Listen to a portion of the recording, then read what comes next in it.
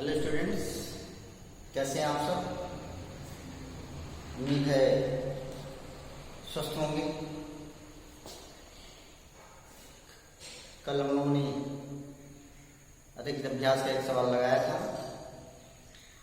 आज हम, क्योंकि सारे सवाल बताने संभव नहीं है, इसलिए कुछ इम्पोर्टेंट क्वेश्चंस और देखेंगे हम लोग। और उसमें सबसे पहले हम देखेंगे क्वेश्चन नंबर 18। एक हाइड्रोजन परमाणु में इलेक्ट्रॉन तथा प्रोटॉन लगभग 0.53 एंगस्ट्रॉम दूरी पर परिबद्ध है। यानी एक हाइड्रोजन परमाणु है, उसमें इलेक्ट्रॉन और प्रोटॉन के बीच की उसका जो डिस्टेंस है, क्वेश्चन नंबर 18 देखेंगे। उनके बीच का जो डिस्टेंस है, प्रोटॉन और इलेक्ट्रॉन के बीच का जो डिस्टेंस है वो कितना है? 0.53 एंगस्ट्रॉम। 0.53 एंगस्ट्रॉम है। तो 0.3 एंगस्ट्रॉम इनके बीच का डिस्टेंस। तो कह रहा है ये निकाय बन गया। तो कह रहा है इसमें निकाय की स्थितिज ऊर्जा इलेक्ट्रॉन वोल्ट में ज्ञात कीजिए। इलेक्ट्रॉन वोल्ट में, ईवी इलेक्ट्रॉन वोल्ट में ज्ञात कीजिए। ठीक, तो एक इलेक्ट्रॉन वोल्ट है वो किसका मात्रक होता है? ऊर्जा का मात्रक भी होता है और इसे कार्यक्रम मात्रक कहते हैं। इसकी जो वैल्यू होती है, एक electron volt is equal to किसका होता है? 1.6 × 10⁻⁹ ये बताया जाता है। 1.6 × 10⁻⁹ जूल ये बताया जा चुका है। अगर नहीं जानते तो फिर से जानिए कि जो है एक इलेक्ट्रॉन वोल्ट क्या हो गया? 1e × 1v। W इसका क्या होगा? 1e एक इलेक्ट्रॉन वोल्ट का मतलब चार्ज कितना हो, एक इलेक्ट्रॉन का हो, और वोल्टेज कितना हो? 1 वोल्ट हो। तो टोटल वर्क डन जो होगा वो 1 इलेक्ट्रॉन वोल्ट के इक्वल होगा। तो एक इलेक्ट्रॉन का जो आवेश होता है, चार्ज होता है, कितना होता है? 1.6 × 10⁻⁹ और जो इसका मल्टीप्लाई करेंगे तो कितना मिलेगा? 1.6 × 10⁻⁹ जूल। बात क्लियर हुई? सुनिए, तो जो इलेक्ट्रॉन वोल्ट है वो जूल में ऊर्जा के भी मात्रक है और कार्य का भी मात्रक है। बात में आया? इसकी वैल्यू कितनी है? 1.6 × 10⁻⁹। तो इसका मतलब इसमें कह रहा है इस निकाय की स्थितिज ऊर्जा आपको निकालनी है और उस निकाय की स्थितिज ऊर्जा को आपको क्या करना है? इलेक्ट्रॉन वोल्ट में चेंज करना है। तो आपको बताया जा चुका है कि अगर दो आवेश Q1 और Q2 हैं और उनके बीच का डिस्टेंस r है तो U इज इक्वल टू किसके होता है? 1/4πε0 Q1 Q2 r। ये तो बताया जाए U equal to 1/4πε0 Q1 Q2 r। ये बात क्लियर हो गई? कोई दिक्कत तो नहीं है? सुमारा ना? तो इसकी वैल्यू हम पुट करेंगे। तो यहां से निकाय की स्थितिज ऊर्जा जो होगी वो क्या होगी? निकाय की स्थितिज ऊर्जा। तो निकाय की जो स्थितिज ऊर्जा होगी वो क्या होगी? U is equal to 1/4πε0। 1/4πε0 की वैल्यू हो जाएगी 9 × 10⁻⁹ Q1 प्रोटॉन का चार्ज और इलेक्ट्रॉन का चार्ज सेम होता है 1.6 × 10⁻⁹ कूलम, लेकिन प्रोटॉन पर पॉजिटिव चार्ज होता है और इलेक्ट्रॉन पर नेगेटिव चार्ज होता है। इसलिए यहाँ पर Q1 की जगह पर लिखेंगे 1.6 × 10⁻⁹ क्लियर इनटू Q2 इलेक्ट्रॉन का चार्ज लिखेंगे -1.6 × 10⁻⁹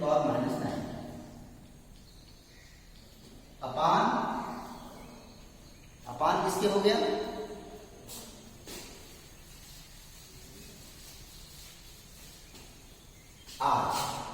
आर डिस्टेंस कितना? 0.53 ×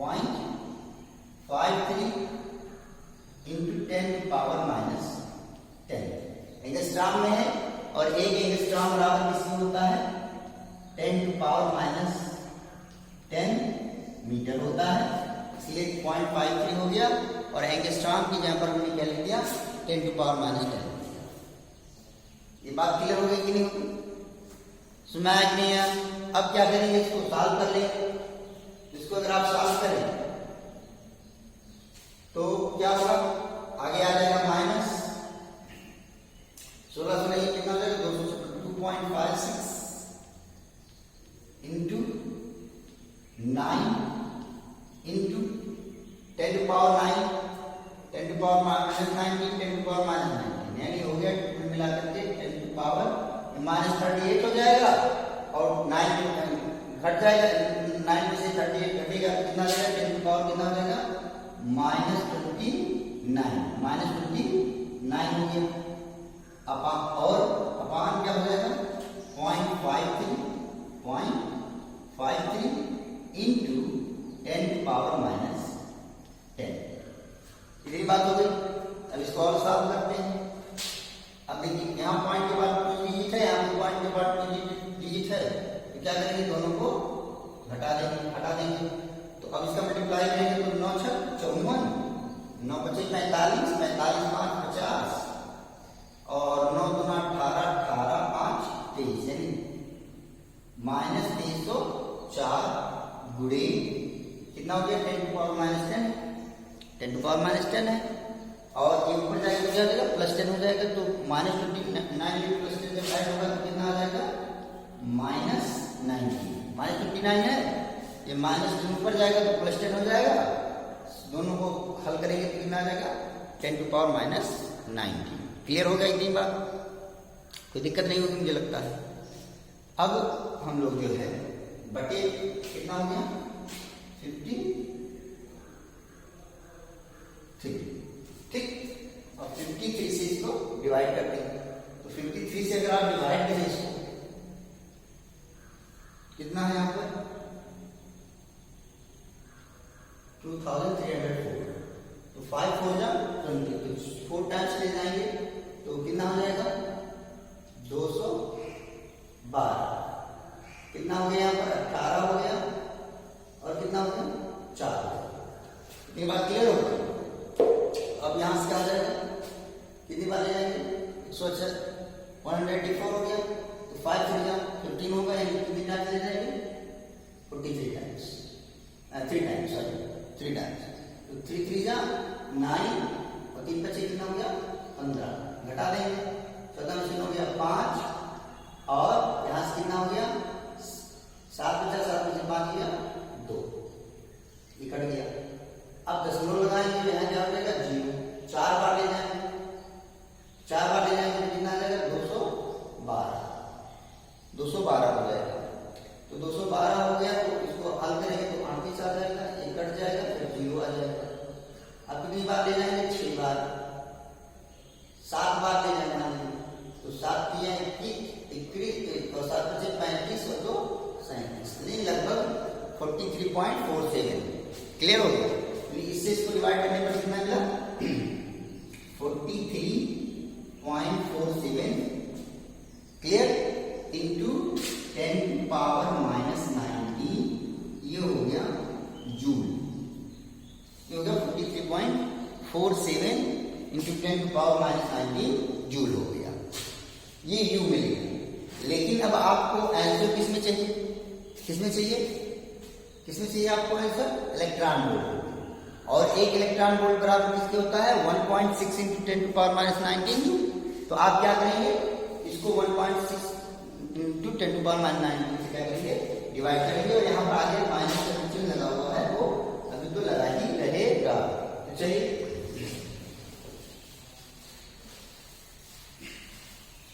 अब यहां से आगे देखते हैं।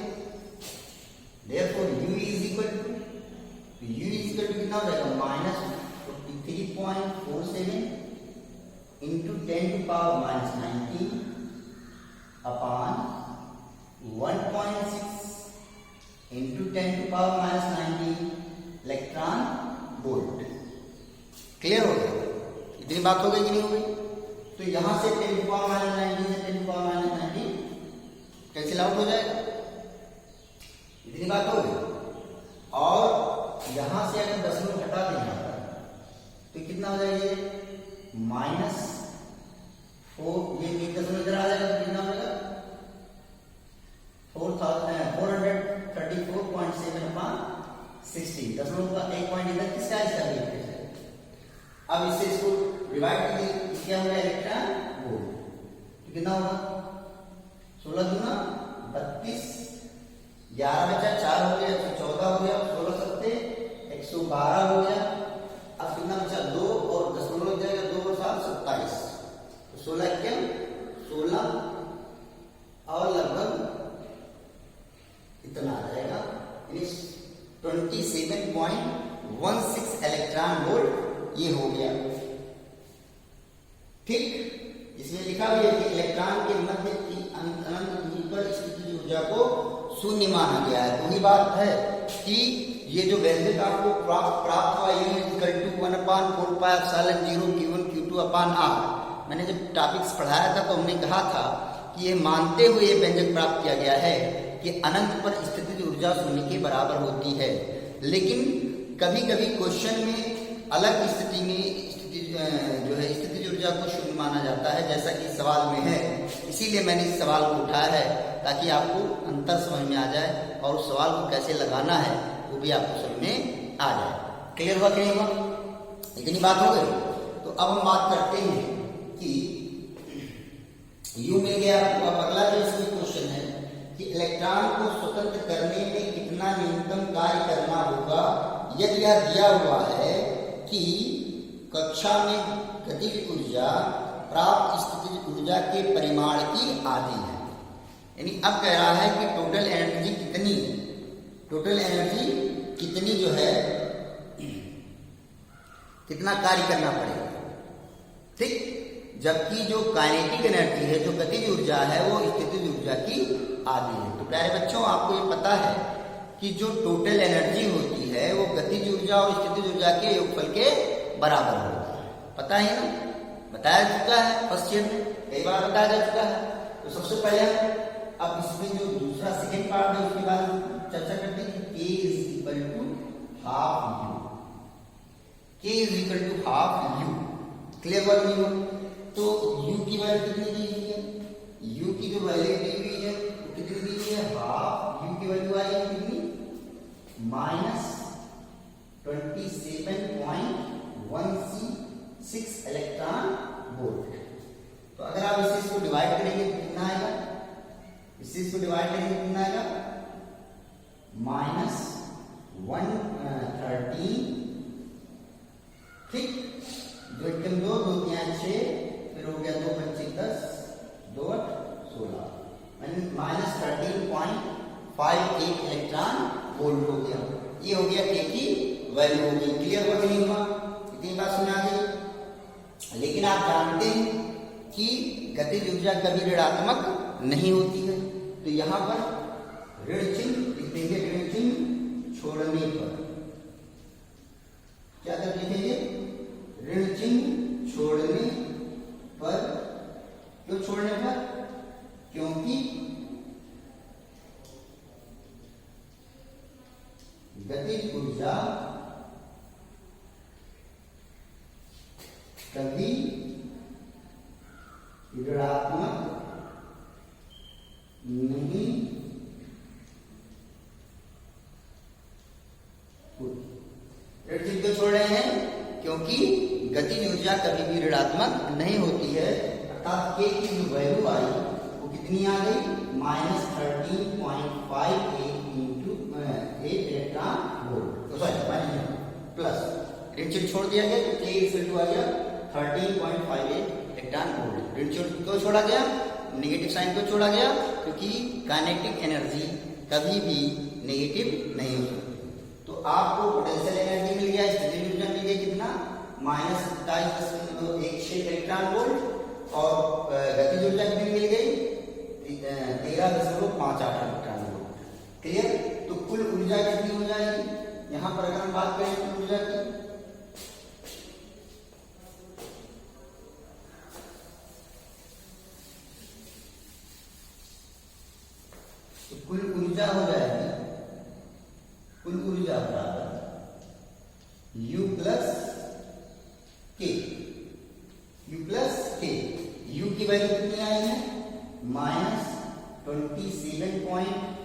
6 इलेक्ट्रॉन वोल्ट, और K की वैल्यू कितनी आई है 13.58 इलेक्ट्रॉन वोल्ट। अब अगर इन दोनों को सॉल्व करेंगे तो कितनी वैल्यू आ जाएगी माइनस 13.58 इलेक्ट्रॉन वोल्ट।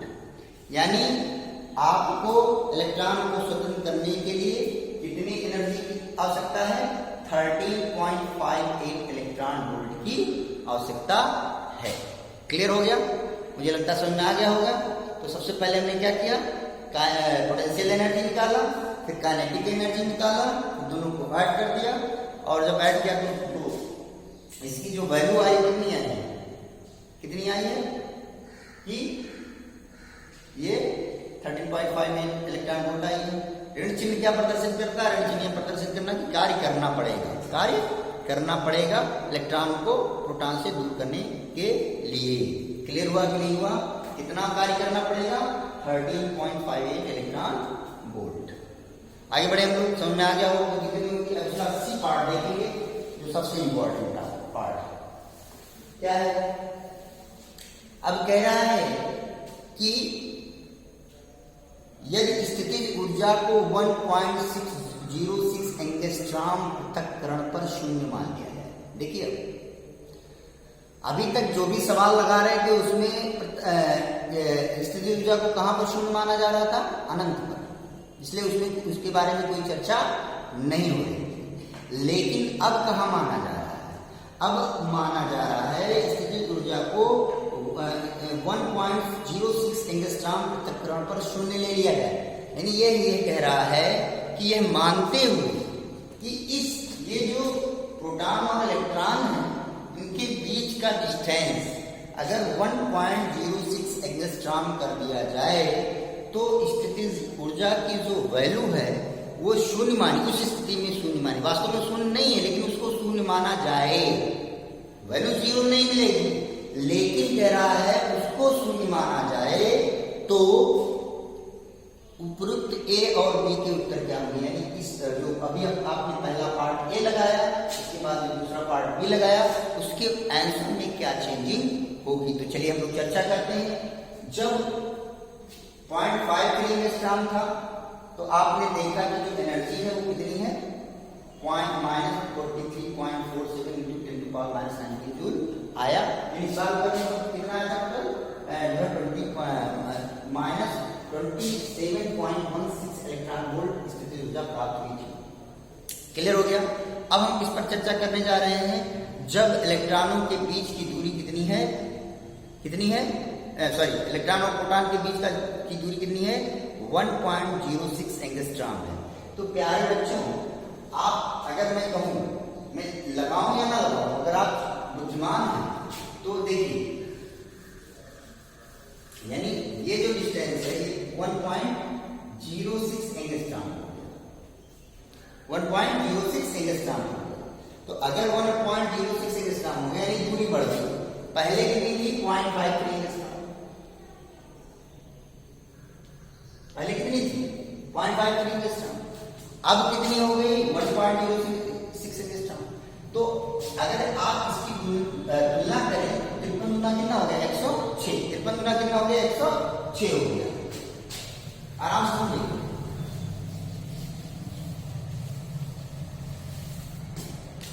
तो 53 यानी ये जो दूरी है वो पहले की दूरी की कितनी है, दुगनी है कि नहीं है। तो आपको बताया गया कि u = 1/4πε, समझते चले, इंटू Q1 Q2/r। और ध्यान समझे, इंटू Q1 Q2/r। यहां पर आप देख रहे हैं कि अगर दूरी बढ़ेगी तो दूरी और स्थितिज ऊर्जा में किसका संबंध है, व्युत्क्रम संबंध है कि नहीं है। स्थितिज ऊर्जा और दूरी में कैसा संबंध है, व्युत्क्रम संबंध है। दूरी कितनी हो रही है, दुगनी हो रही है। तो जो स्थितिज ऊर्जा क्या उसके परिमाण में क्या हो जाएगा, उसका परिमाण क्या हो जाएगा, आधा। दुगना का उल्टा क्या हो गया, आधा हो गया कि नहीं हो गया। तो जब दुगना का उल्टा आधा हो गया, क्लियर हुआ कि नहीं हुआ। दुगना का उल्टा क्या होता है, आधा। तो आर क्या हो गया, दुगना हो गया। तो तो R जब दुगना होगा, दुगना कैसे हुआ? 0.53 का दुगना 1.06 से कि नहीं है? तो जब दूरी दुगनी हो रही है तो स्थितिज ऊर्जा के परिमाण, स्थितिज ऊर्जा का परिमाण क्या हो जाएगा? आधा हो जाएगा कि नहीं हो जाएगा? आधा हो जाएगा कि नहीं हो जाएगा? ये बात क्लियर हुई कि नहीं हुई? तो हम लिख सकते हैं सीधे, चूंकि अब हम चाहें, देखिए अब हमको इस स्थिति में स्थितिज ऊर्जा को प्राप्त करना है, तो हम चाहें तो हम ऐसे भी कर सकते हैं कि U = 1/4 दिया हुआ है, उसकी वैल्यू 9 रखी। Q1 जो है मतलब P प्रोटॉन का चार्ज रख दें, Q2 जो है इलेक्ट्रॉन का चार्ज रख दें, और R की जगह पर जो है 1.06 ×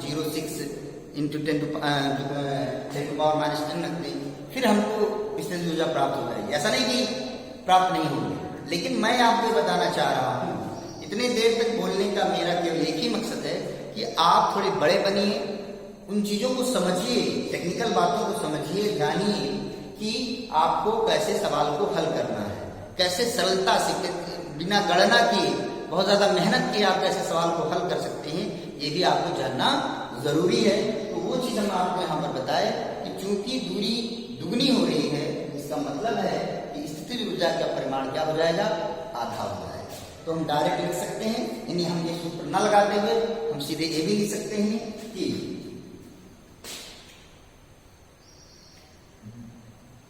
1.06 एंगस्ट्रॉम के पृथक्करण की स्थितिज ऊर्जा बराबर क्या हो जाएगा? Half U। अब हाफ U क्यों हुआ? हाफ U इसलिए हुआ क्योंकि दूरी दुगनी, इसलिए स्थितिज ऊर्जा आधी हो रही। तो हाफ U की वैल्यू कितनी आ गई है? -27.16 इलेक्ट्रॉन वोल्ट है, तो यहाँ पर लिख दीजिए -27.16 इलेक्ट्रॉन वोल्ट लिख दिया। अब अगर इसे इसको डिवाइड करें तो कितना आएगा? -13.8 इलेक्ट्रॉन वोल्ट। अब कह रहा है, सवाल को ध्यान से देखिए, अब क्या कह रहा है इसे देखिए कि यदि स्थितिज ऊर्जा को 1.06 एंगस्ट्रॉम पर क्या माना जा रहा है? शून्य माना जा रहा है, तो पहला जो टॉपिक है उसका आंसर क्या होगा? जो पहले क्वेश्चन की बात थी और दूसरे क्वेश्चन की बात थी, दोनों का आंसर क्या होगा? तो चलिए प्यारे बच्चों, अब देखते हैं सवाल। देखिए, जब 1.06 एंगस्ट्रॉम पर जो U निकाला वो कितना आया है? -13.58 इलेक्ट्रॉन वोल्ट।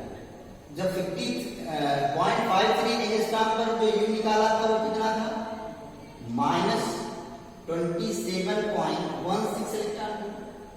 तो ये जो स्थितिज ऊर्जा मिली थी 0.53 एंगस्ट्रॉम की, वो कब मिली थी? जब यह माना गया था, सवाल में दिया नहीं था, यह माना गया था, दिया भी था खैर, और जानना भी आपको, यह माना गया था कि अनंत पर स्थितिज ऊर्जा 0 है, तो इस निकाय की स्थितिज ऊर्जा ये है। लेकिन अब क्या कह रहा है? अब ये कह रहा है कि ये जो 1.06 एंगस्ट्रॉम के पृथक्करण की जो स्थितिज ऊर्जा है उसको क्या माना जाए? शून्य माना जाए। वास्तव में शून्य नहीं है, लेकिन इसको शून्य माना जाए, तो इस स्थिति में ऊर्जा क्या होगी? क्लियर हुआ? यानी जो ऊर्जा कितनी आई है? -27.16 इलेक्ट्रॉन वोल्ट आई है। कब आई है? जब यह माना गया है कि अनंत पर स्थितिज ऊर्जा क्या होती है? शून्य होती है। अब वो क्वेश्चन बदल गया है, अब ये कह रहा है कि यदि इस स्थिति में 1.06 एंगस्ट्रॉम की स्थिति में जो ऊर्जा मिल रही है उसको शून्य माना जाए, तो इसकी स्थितिज ऊर्जा क्या होगी? तो अब देखिए इस स्थिति में कैसे सवाल को लगाएंगे, समझिए। क्लियर हो रहा है कि नहीं हो रहा है? चलिए, तो क्या लिखेंगे? किसमें शून्य, कहां पर शून्य माना जा रहा है? 1.06 एंगस्ट्रॉम। तो लिखेंगे यदि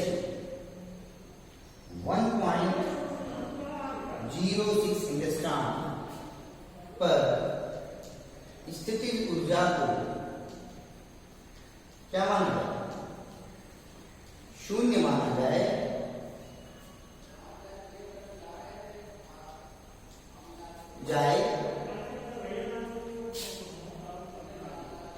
तो निकाय की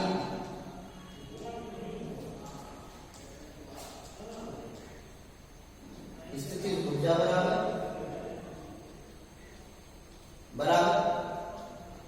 यदि 1.06 एंगस्ट्रॉम पर स्थिति ऊर्जा को शून्य माना जाए तो निकाय की स्थिति ऊर्जा बराबर 1.06 एंगस्ट्रॉम पर स्थिति ऊर्जा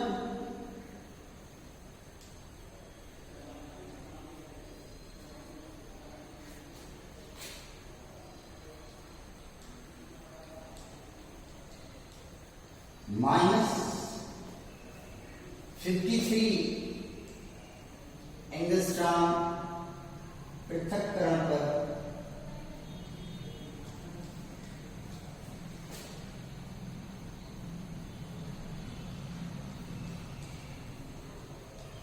स्थिति ऊर्जा 1.06 एंगस्ट्रॉम पर पृथक्करण पर स्थिति ऊर्जा माइनस 53 एंगस्ट्रॉम पृथक्करण पर स्थिति ऊर्जा। देखिए 1.06 क्यों लिया, क्योंकि यहां पर इसको इस स्थिति में स्थिति ऊर्जा को शून्य माना जा रहा है। 53 एंगस्ट्रॉम क्यों लिया, क्योंकि वास्तव में इनके बीच का जो डिस्टेंस है, पहले वाला जो डिस्टेंस था वो कितना था, 0.53 एंगस्ट्रॉम था और उसी के बारे में चर्चा हो भी रही है। तो अब आप ये समझ में आ गया होगा कि अगर कोई भी सवाल हो, अगर अनंत परिस्थिति ऊर्जा को शून्य न मानते हुए बल्कि किसी अन्य स्थिति में स्थिति ऊर्जा को शून्य माना जा रहा है, तो उस निकाय की स्थिति ऊर्जा निकालने के लिए पहले स्थिति में स्थिति ऊर्जा, यहाँ पर स्थिति ऊर्जा को शून्य माना गया है और वास्तव में निकाय की जो स्थिति ऊर्जा होगी उसको क्या करेंगे, घटा देंगे। ये बात क्लियर हो गई कि नहीं हो गई? तो 1.06 एंगस्ट्रॉम के पृथक्करण पर स्थिति ऊर्जा कितनी है, माइनस 13.58 एंगस्ट्रॉम माइनस 3 एंगस्ट्रॉम पृथक्करण पर स्थिति ऊर्जा कितनी है, माइनस 27 एंगस्ट्रॉम नहीं इलेक्ट्रॉन वोल्ट, एंगस्ट्रॉम नहीं इलेक्ट्रॉन वोल्ट, माइनस 53 एंगस्ट्रॉम पर स्थिति ऊर्जा कितनी है, माइनस 27.16 इलेक्ट्रॉन। अब यहां से क्या हो जाएगा, माइनस 13.58 इलेक्ट्रॉन वोल्ट और माइनस इंटू माइनस क्या हो गया, प्लस, माइनस इंटू माइनस क्या हो गया, प्लस 27.16 इलेक्ट्रॉन वोल्ट। अब इसमें से इसको क्या करेंगे, घटा देंगे। इसमें से इसको घटाएंगे तो क्या मिलेगा, 13.58 इलेक्ट्रॉन वोल्ट। तो देखा आपने, जो स्थिति ऊर्जा पहले माइनस 27.817 इलेक्ट्रॉन वोल्ट थी, कब, जब उसी निकाय, कौन सा निकाय, जो निकाय यहाँ पर बनाया गया था पहले, यहाँ पर प्रोटॉन है और यहाँ पर इलेक्ट्रॉन है और इनके बीच का डिस्टेंस कितना है, 53 एंगस्ट्रॉम।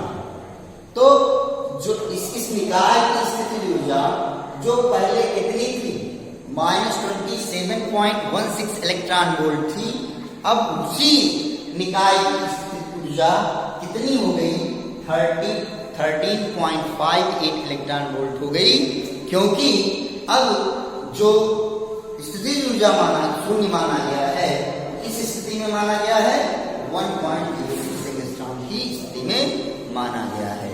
तो अब आपके समझ में आ गया होगा ये बात। सबसे बहुत ध्यान से इस बात को समझेंगे कि जिस स्थिति में स्थिति ऊर्जा को शून्य माना जाएगा, उससे उस स्थिति की स्थिति ऊर्जा को क्या करेंगे, घटा देंगे, तो हमें इस निकाय की स्थिति ऊर्जा प्राप्त हो जाएगी। क्लियर हो गया? तो ये पहला पार्ट हो गया, कितना हो गया, 13.58 इलेक्ट्रॉन वोल्ट हो गया। ये हो गया U की वैल्यू, ये हो गया पहला पार्ट। अब फिर कह रहा दूसरा पार्ट, तो दूसरा पार्ट आप कर लेंगे इसी से रिलेट करके भी, क्योंकि अब फिर वही बात करना है कि K जो गतिज ऊर्जा है वो स्थिति ऊर्जा की आधी होगी। तो गतिज स्थिति ऊर्जा कितनी आई है, 13.58 इलेक्ट्रॉन वोल्ट आया है। गतिज ऊर्जा को क्या कर देना है, इसका आधा हो जाएगा तो 6.79 आ जाएगा और फिर दोनों को जोड़ देंगे, टोटल ऊर्जा मिल जाएगी। क्लियर हो गया कि नहीं हो गया? यानी पहले जो उत्तर थे और बाद के उत्तर में अंतर देखा आपने? पहले स्थितिज ऊर्जा कितनी आई थी? -27.16 इलेक्ट्रॉन वोल्ट। अब स्थितिज ऊर्जा कितनी आ गई? 13.58 इलेक्ट्रॉन वोल्ट। पहले जो गतिज ऊर्जा आई थी कितनी आई थी? 13.58 इलेक्ट्रॉन वोल्ट। अब जो गतिज ऊर्जा आएगी वो कितनी आएगी? पहले जो गतिज ऊर्जा आई थी कितनी आएगी? 13.58 इलेक्ट्रॉन वोल्ट। अब जो गतिज ऊर्जा आएगी वो इससे आगे आएगी 6.79 इलेक्ट्रॉन वोल्ट। जो क्लियर हो गया? अब जो टोटल ऊर्जा होगी उसमें भी क्या हो जाएगा? परिवर्तन हो जाएगा। तो मैंने जान करके इस सवाल को बताया ताकि आप इस कंडीशन की, क्योंकि सवाल में ये जो थर्ड टॉपिक है जो सी से रिलेटेड है वो बहुत जरूरी है, इसलिए ये सवाल, ये बातें आपको बताई गई हैं। तो ये बहुत इंपॉर्टेंट सवाल था, बहुत जरूरी सवाल था, इसलिए आपको बताया गया है, समझाया गया है। अब चलिए हम लोग जो है 19वां सवाल देख लेते हैं। छोटा सा सवाल है, फिर आगे बढ़ते हैं। कह रहा है कि H2 के दो अणु के दो में से एक इलेक्ट्रॉन को हटा दिया। कह रहा है हाइड्रोजन अणु है और उसके दो में से एक इलेक्ट्रॉन को क्या कर दिया जाए? हटा दिया। आराम से समझेंगे सवाल को। ये सवाल कंप्लीट हो गया, समझ में आ गया होगा, कोई दिक्कत नहीं होगी।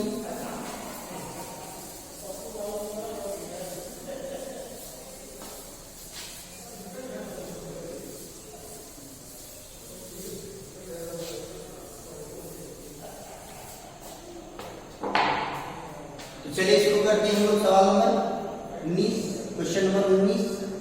कह रहा है कि H2 के एक परमाणु को अणु के दो में से एक इलेक्ट्रॉन को हटा दिया जाए तो हमें हाइड्रोजन आणविक आयन H2+ प्राप्त होगा। H2+ की निम्नतम अवस्था में दो प्रोटॉनों के बीच की दूरी लगभग 0.5 एंगस्ट्रॉम है और इलेक्ट्रॉन प्रत्येक प्रोटॉन से लगभग 1 एंगस्ट्रॉम की दूरी पर है। निकाय की स्थिति ऊर्जा ज्ञात कीजिए। स्थितिज ऊर्जा के शून्य स्थिति के चयन का उल्लेख कीजिए। यानी स्थितिज ऊर्जा कहां पर आप शून्य मान रहे हैं इसके बारे में भी चर्चा कीजिए। तो प्यारे बच्चों, जब सवाल में कहां पर शून्य मानना है ये नहीं दिया होगा तो क्यों हम जो है अलग मानेंगे? हम अनंत पर भी स्थितिज ऊर्जा को क्या मान लेंगे? शून्य मान लेंगे। बात क्लियर हो गई? तो इसमें कह रहा है कि हाइड्रोजन अणु से क्या हुआ? एक इलेक्ट्रॉन निकल गया तो क्या हो? दो प्रोटॉन हो गए।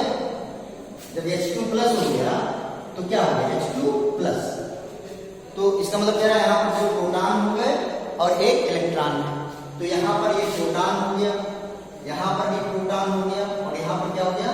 इलेक्ट्रॉन हो गया। क्लियर? क्या कह रहा है?